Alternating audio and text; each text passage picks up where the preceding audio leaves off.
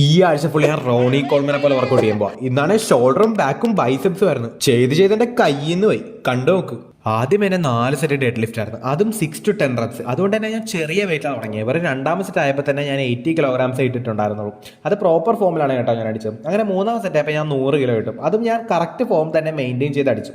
അത് 7 റെപ്സാണ് കിട്ടിയത്. അങ്ങനെ 3ാം സെറ്റ് ആയപ്പോഴേക്ക് ഞാൻ 120 കിലോ എടുത്തു. അത് 8 റെപ്സ് കിട്ടി കേട്ടോ. അതിനുശേഷം നമ്മൾ ബാർബൽ റോസാണ് ചെയ്യുന്നത്. ഇത് ടോട്ടൽ 50 kilograms ഉള്ളൂ. ഞാൻ പ്രോപ്പർ ഫോമിൽ തന്നെ അടിച്ചു. അങ്ങനെ 2ാം സെറ്റ് ആയപ്പോൾ 60 kilograms ആയി ടോട്ടൽ. 3ാം സെറ്റ് ആയപ്പോൾ 70 kilograms ആയി. ഞാൻ മാക്സിമം പ്രോപ്പർ ഫോമിൽ അടിക്കാൻ നോക്കിയെങ്കിലും ലാസ്റ്റ് കുറച്ച് മൊമെന്റ് ഒക്കെ കൊടുക്കേണ്ടി വന്നു. അങ്ങനെ ലാസ്റ്റ് സെറ്റ് ഞാൻ 80 kilograms അടിച്ചത്. ഇത് കുറച്ച് ഈഗോ ലിഫ്റ്റിംഗ് അല്ലേ എന്ന് ചോദിച്ചാൽ ഞാൻ പറയും.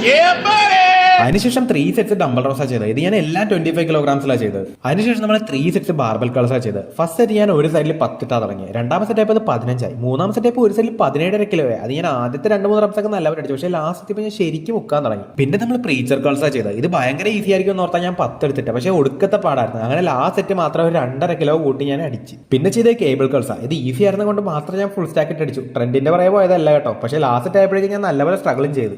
പിന്നെ ചെയ്ത് സീറ്റഡ് മിലിറ്ററി പ്രസ്സാണ്. ഇത് ഒരു സൈഡിൽ 10 ഇട്ടിട്ട് ഭയങ്കര ഈസി ആയിരുന്നു. അങ്ങനെ 15 ഇട്ടപ്പോൾ ഭയങ്കര സ്മൂത്ത് ആയിട്ട് പോയി. അപ്പോൾ ഞാൻ ഓർത്ത് ഒരു സൈഡിൽ 20 ഇടാം. അങ്ങനെ 20 ഇട്ടിട്ട് പൊക്കാൻ പോലും പറ്റുന്നില്ല, മുക്കിയിട്ടും പൊക്കാൻ പറ്റുന്നില്ല. അവസാനം നമ്മുടെ 2 ബഡീസ് വന്നത് പൊക്കിയെടുത്ത് വെച്ച് തന്നു.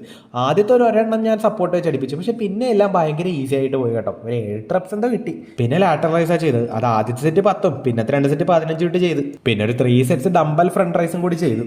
ഇതായിരുന്നു 1 വീക്ക് റെസ്റ്റിന് ശേഷം എൻ്റെ അവസ്ഥ. പിന്നെ വർക്കൗട്ടിന്റെ കാഠിന്യം എങ്ങനെ ഉണ്ടായിരുന്നു ചോദിച്ചാൽ വലിയ പാടൊന്നും ഇല്ലായിരുന്നു. ഒരു 10ൽ 6 കൊടുക്കാം.